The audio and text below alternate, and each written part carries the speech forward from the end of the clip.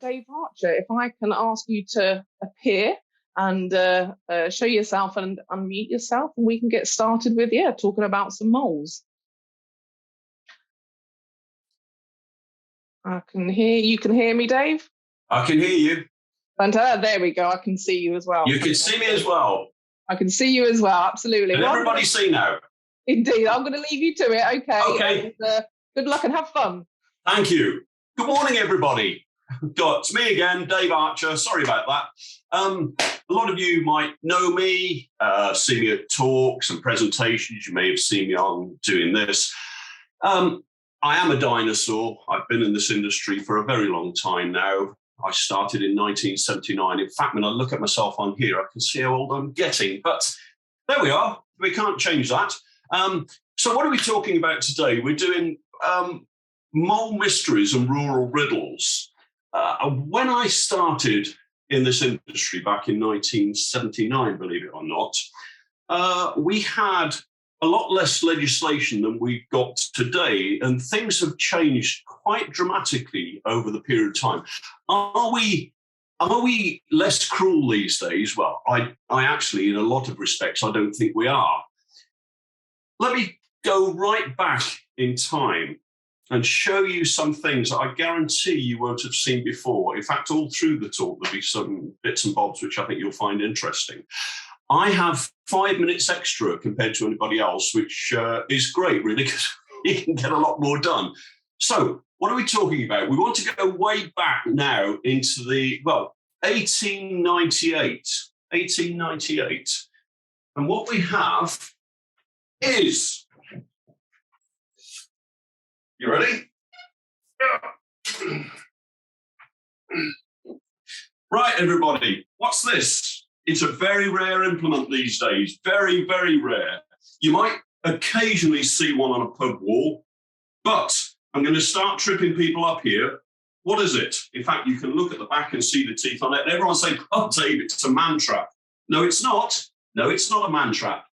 It's a Scottish wolf and bear trap. For those of you who don't know, wolves and bears, and in fact lynx, were wild in the British Isles, in fact more so in Scotland, very prevalent there. These were, the last ones manufactured were about 1898, but a heck of a thing. In fact, it does still work, this trap. And for those of you who think that you have to deactivate traps, no, you don't. As long as you're not setting them, that's okay. Firearms, if you haven't got licenses and they're old blunderbusses, etc., yes, they have to be deactivated. But traps like this, as long as they're not being used, this is totally original in original condition. I hope it doesn't fall down though, because I'm going to have to go with the crash. It's old pig iron, by the way, and pig iron was heckishly heavy stuff, as you can probably see from there. So that's a very rare starter. If a wolf or a bear was caught in that trap, yes, he'd know about it. Well, he wouldn't know much about it, to be honest. What else have I got here before we go on to more traps? Well, BPCA. How about this? You'll love this one. I've had this book for years. You ready? Look at that, rat catching. And it's all embossed leather. And this was made, still in very nice condition, in 1896, Studies in the Art of Rat Catching. If anybody manages to get hold of this book, fantastic little book. It's a great read. It's about ferreting, trapping, using terriers, etc. Still very relevant today, actually. I do a lot of work with terriers and trapping, as you know. But yeah, a great little book, that. So, and in the 1890s, that's probably the best, you would have got for instruction, apart from learning from anybody else. Traps. Let's go back a little way. Traps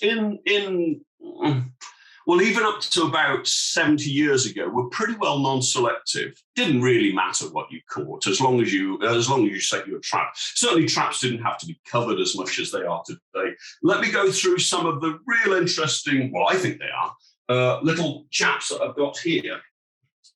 Everybody's probably seen this type of trap. Now, this is a gin trap, which was You probably haven't seen one of that size. That was used for badgers, believe it or not. It's what's known as a toothed gin. If we go back to the late 50s, this is what caused the problem, actually, the fact that it had teeth on it. And smaller versions of that type of trap were available. We're going to say about how cruel we were. How about this? And if you've ever seen that trap, this is a pole trap. The idea was, and don't worry, I've got very strong fingers. Right, that was set on top of a pole. It was tethered here, and it was meant for birds of prey. When the bird of prey landed on that, bang, up went the jaws, like so. Even worse, it didn't kill the bird, obviously, because it caught it around the legs. And it dived off the perch and was just left suspended upside down. That's a very rare implement these days. But like I say, this is where the problem started to arise. So, bless them, how kind. People started to then manufacture toothless pole traps. Now, that wasn't obviously as cruel. Well, it was as cruel, but it didn't break legs as much, it held them. And if you were doing taxidermy for things like buzzards or owls, you haven't got a smashed leg, you've got it. But of course, incredibly cruel. Goodness knows, it wasn't that long ago, to be honest. No, I wasn't working then, by the way. Don't be so rude. Right, but that sort of trap, great bit of kit for that time. Right. But because of all the trouble with gin traps and the fact that in the late 50s, we had to suddenly change tack and sort of get a bit more aware, if you like, there was a great rush for people to design new traps. Now, these new traps, which were manufactured, jubies and imbras. Now, you say, what a contraption is that, Dave? Well, I'll tell you something. This trap was only outlawed a few years ago. Can anybody think why? Well, because it hasn't got teeth on it. In effect, it's a fantastic rabbit catching tool, a very good rabbit. And remember, if you're setting your traps in runs, don't trap where you can catch stoats. But that great bit of kit in its day, and a lot more humane, a good rabbit killer, but now outlawed. So, for those of you who fen trap, another item that's getting pretty rare these days, it's a Fen Mark 1 trap, and it's a Fen Mark 1 rabbit trap. Again, these are what I've collected over the last, 40, 50 years. But this is a great bit of kit, really, for rabbit catching. Only recently has it been, outlawed. But obviously, the standard Fen Mark 4, Mark 6 is still a great trap. But there's another little trap to show you. So that's going back in time. The tooth jaws were where everything had to change. So coming on a bit more recent now, and I don't make any apology for saying this one, and I know some of you have heard it before, but it is a great thing that I like to talk about and show. People talk about snaring, and you will see on a lot of programs and in the media how cruel snaring is. You can still buy rabbit snares which don't have stops on them. That is incredibly cruel. The idea being it's for you to go and put your adjustment on it and to make it safe. This is a fox snare. Everybody, well, not everybody, I'm sure people are thinking, goodness me, Dave, how cruel is that? Well, actually, it isn't. And I'll tell you why it isn't. Because if Foxy goes through, there's a great art to snaring, by the way. It's not a case of stick it in a field and see what happens.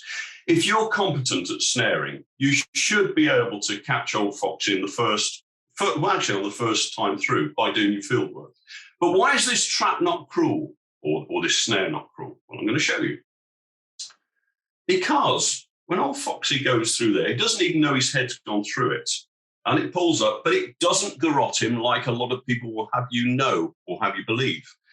It's got a stop on it here. And the stop on it means that if old Foxy pulls like so, he can't go any further than that. And naturally, any fox will just tend to lean back and let the pressure go. And then he pulls forward. So it's not hurting him at all. I won't, but I could put that round my neck and it wouldn't garrot me at all. It would just, it's a holding device. It is a holding device. And as long as that's set competently along the fence line, but away from the fence where the run goes through and secured down, a great bit of, a great tool. But the small rabbit snares, absolutely not. But I use these a lot. You know, a great, you can, let me just show you from there. You can see the stop on it. So you show you again. That's it. Can't do any more, just hold. And obviously that's exactly the right size for old foxes. The foxes next to sit in it. Right, okay.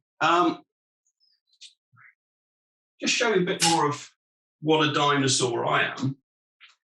In the early 1980s, you could, you might be surprised by this. I've covered over part of it, but look at this. This is from the 1980s, and it's from the Department of the Environment. Can you see? It's an application to take a sparrowhawk from the wild. And what I used to do, I mean, this has been my, not just a career, it's an absolute life path for me. But what you did, you applied for a license to take a bird of prey, be it a kestrel, a sparrowhawk, a buzzard. You were deemed competent enough to know when those birds were ready. You climbed the tree where the sparrowhawks were. You could actually tell by the way they were calling as to whether they were ready to fledge. And you would take that bird just before it fled, only one, climb the tree, take the bird, and fly it for the season, train it and fly it for the season. At the end of the season, let the bird go again. And it was great because, you were flying a wild bird. It was never tame, but you were flying it and watching, you had the privilege of watching a wild bird hunting very close by. So there we go. Just a little bit of interest for you, really. And right. So that's about all we've got to say to start with on that anyway. I want to now go on to moles. I'm conscious of the time. Time is cracking on. There seems to be this sort of mystery on moles. The chap in Ireland who's just come on, well, that won't bother you because there's no moles in Ireland. The reason there's no moles in Ireland, by the way, when the landmass parted, moles, bless them, they hadn't tunnelled that far, they hadn't got that far. So the landmass parted, they didn't get across. Neither did roe deer, neither did buzzards and a few other species, but moles didn't get across there. There's no great mystery to mole catching, but I said I would go on this talk and say about how cruel we can be. Well, how about this? And everybody sees this and kind of ignores it. How many people see these old kind of traps still set in the ground? And it's so stiff and so feeble.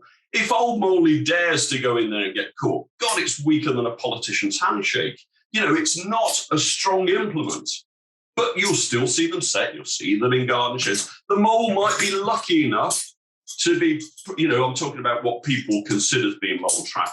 He may be lucky enough to end his days in one of those type of traps, a standard scissor trap, of which there are different varieties and designs. They're not the go-to trap of a professional mole catcher. But I will say, any mole catcher should still be able to catch in that type of trap. You're going to love this bit now, actually. I don't like those type of traps. There is a lot of controversy over... Oh, let me show you this. Hang on a second. Hang on. This. This is from France. You go into a French pub, a Frenchman's got a problem with a mole. He says, pétard du top. Pétard du top. And there it is. Oh, look at this. It's a gun. Which fires in, boom, I can hear you laughing from here. But yeah, so that's, goodness me, how do we respect our quarry? Look at that. It's a gun which fires that bullet into the ground to kill the mole. There we go. But these traps are also manufactured. That's where the French, well, no, I can't say anything, so basically correct. Those are bad traps. These I believe, are very good. And if you haven't seen these type of traps before, it's a poutange. I said that a little bit French, a poutange. A poutange trap is basically two jaws like so, and you place, I've got very strong thumbs, as you can see, and you place the square inside there. Basically, old Moldy comes along, sticks his snitch in there, and bang, and he's caught. There is a lot of thought, and some people may be up in arms about this. I can't apologise for it because I'm saying what works for me and what I think is humane. Of course, I'm talking about humaneness. I always do. But I've never seen any mole caught in that trap that is still alive.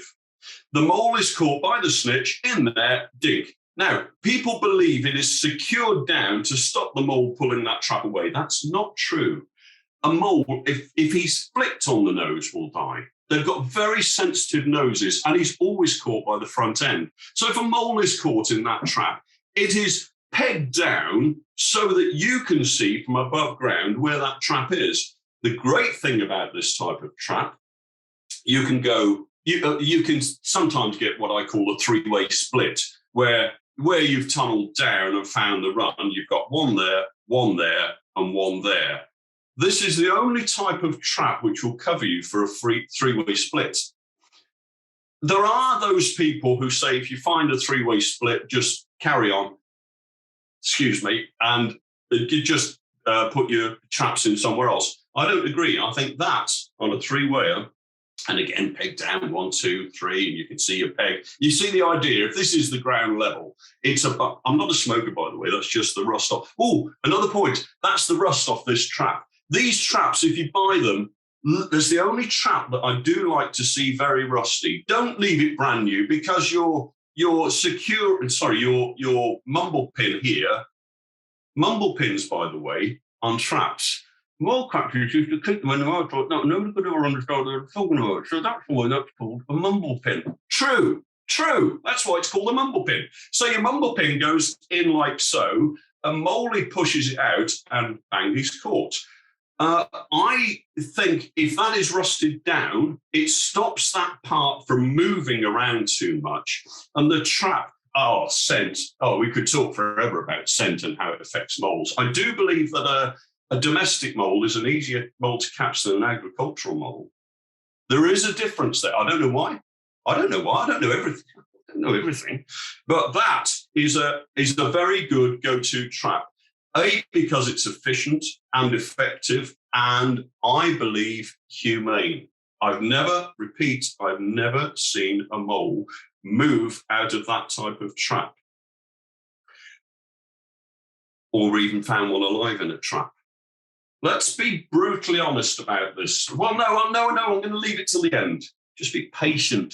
It's going to wait till the end. This part now, what we're talking about, we're going to talk about mole colours. And most of you, this is my PowerPoint presentation, by the way. I can't do all this other stuff. But we're talking about moles in different colours. I've caught thousands and thousands and thousands. I don't know how many noughts you're going to put on the end of the moles. A blinking lot, enough that my knees and my hips are now going, waddling about mole catching, for God's sake. What are we talking about? The moles that I've caught and the strange colours. Yes, he's normally like a smoky colour. Actually, a very attractive little chap, if you like. I think they do look very nice. You can. I'm not making this up for you. I hand catch quite often. I have a big pouch on my fleece, and I can put that mole alive inside there. Some of them will scratch about like that, but other ones will just quietly go to sleep. There we go. I'm not going to tell you about hand catching, but if you can do it, pretty good stuff. But what have we got? We've got different mole colours. You've seen the standard grey. How about this fella then? And I want you to have a guess at, you see that? That's not a battle scar. That is a trait called, you ready for this one? That is called Erytheism. It's not the pop group from the 1980s. That was the Erytheism. But anyway, Erytheism. That's what, I might have pronounced it wrong, but we're all friends together. Don't worry about that. So that is a fairly rare animal, but I'll tell you something about these moles. If you catch one, you will, and if moles aren't solitary animals, for goodness sake, don't believe all that nonsense. So you might catch as many as sort of 12, 15 in one area. I have. Now, you could say, okay, it's youngsters passing through. But you'll normally find if you get this trait, it passes through to most of them. When I've been mole catching for the last 30, 40 years, one thing I always wanted to do before I slipped off this mortal coil was to catch an albino mole. I always wanted to catch an albino mole. It was just a great thing that I was... somebody there said, this speaker is brilliant. Are you watching somebody else? Is somebody else on? Huh? I'll put my tie on for you as well. Right, but let's talk about albinos. I want to I've got to watch the time here, so let's get cracked on. Stop wasting time. This one, okay, what's that? Well, I call them apricots, but I was so pleased. Dave, you are so sad. I know that. But that little chap, I caught him on special ground, if you like. And that is not an albino mole. Don't believe it's an albino mole. It's got a trait called leucism. Leucism is a different thing to an albino is pure white and he's got pink eyes. If you think I'm sad, you want to see somebody trying to pick out and see if a mole's got pink eyes. But that's not. That's your leucistic mole. So there we go. Interesting little chap. Apricots. Yeah, that's the only one I ever caught, by the way. I caught quite a few of these fellas, but they do say that if ever you catch that kind of mole, talk about nonsense that is spoken about moles. But they do say if you catch any mole like that, it foretells your own death. I mean,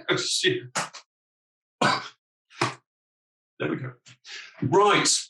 So, what's the big moment? I have waited for this for a long, long time.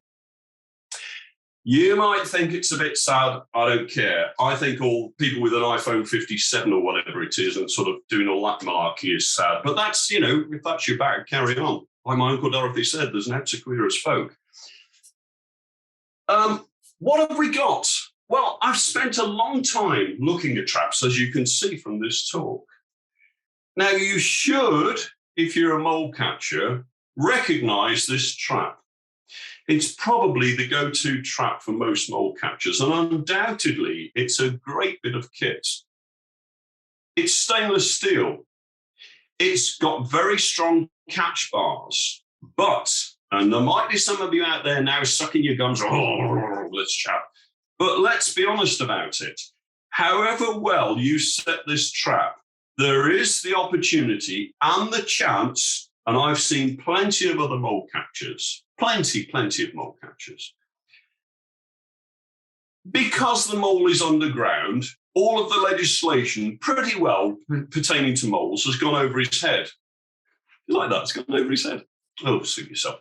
But these traps are very, very good. They'll catch two moles at one time, but the problem I have with them is even if the mumble pin here, remember the mumble pin? You've forgotten already? Come on, keep up. The mumble pin, I believe, and I could be wrong, I normally am, that the mumble pin is manufactured too far away from the catch bar, and the mole goes through the trap. When he's gone through the trap, if he's managed to push the catch bar along, yes, you can do your adjustments. I get that. I know that, but there are times when the mole is caught by the nether regions, especially little girls, which are smaller than the males. And if he's caught there, it does die a reasonably lingering death. I pulled mole traps out of the ground and had live moles in them. I don't have to say that, but if we're burying our head in the sand, that's not a pun, by the way, about moles, but if we're burying our head in the sand and not addressing these problems, where are we in the industry? And I am being serious there for a change.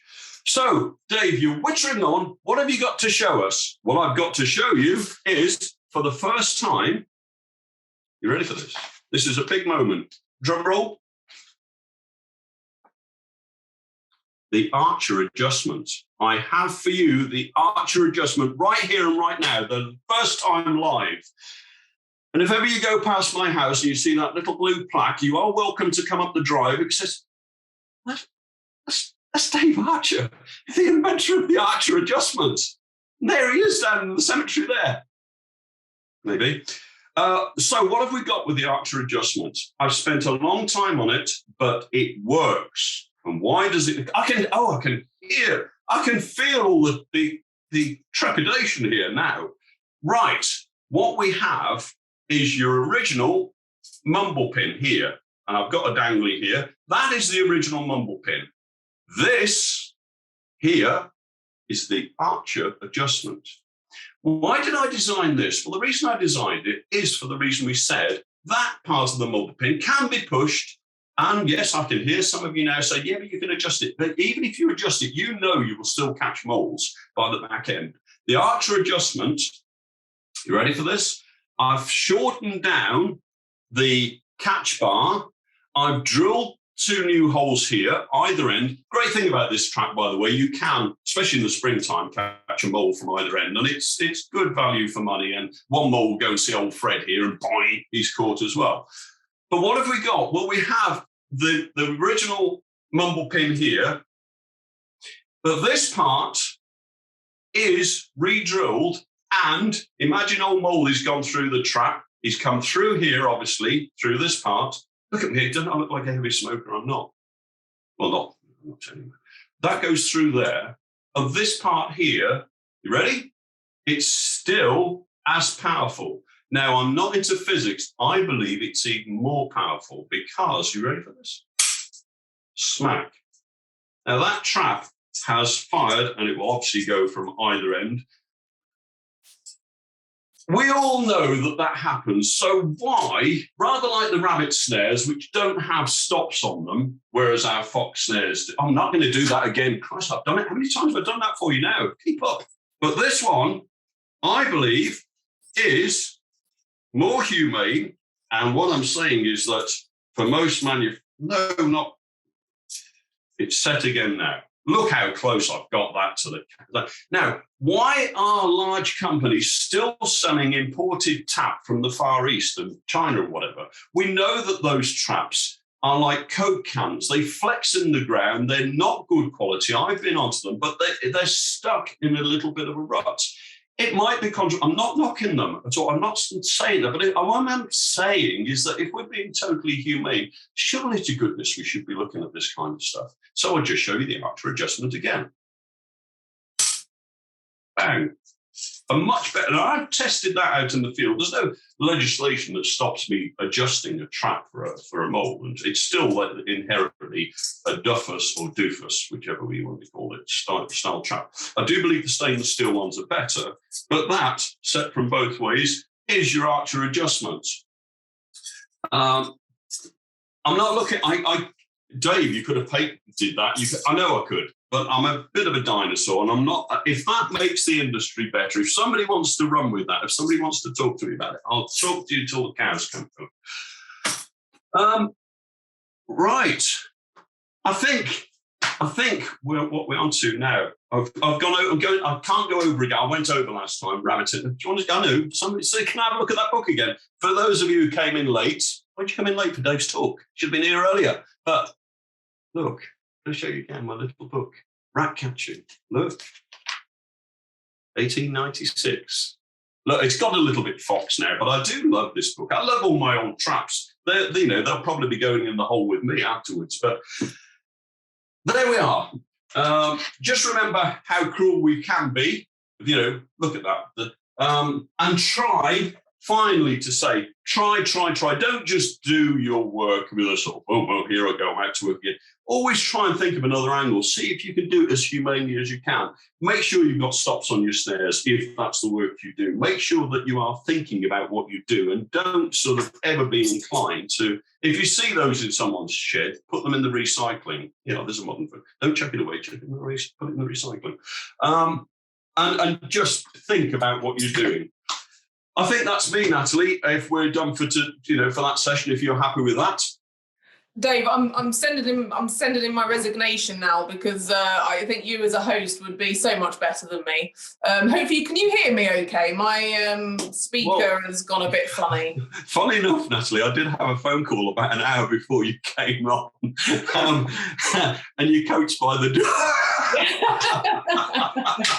Well, there you go.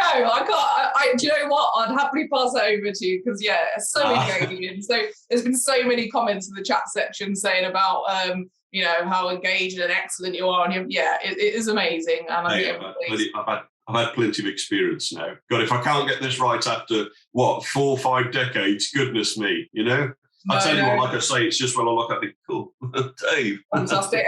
You mentioned about the animal welfare, and it's such a big topic now. There's so many things going on in the industry that are all based around animal welfare, and so you're right on the mark there. Can I just hold that thought for a minute? I firmly believe the reason that we don't care about moles, because people believe they're difficult to trap, and honestly, because they're underground. Who cares about whether a mole dangles in a trap, whether it's caught by a leg? I do, and I care deeply about it, passionately about it.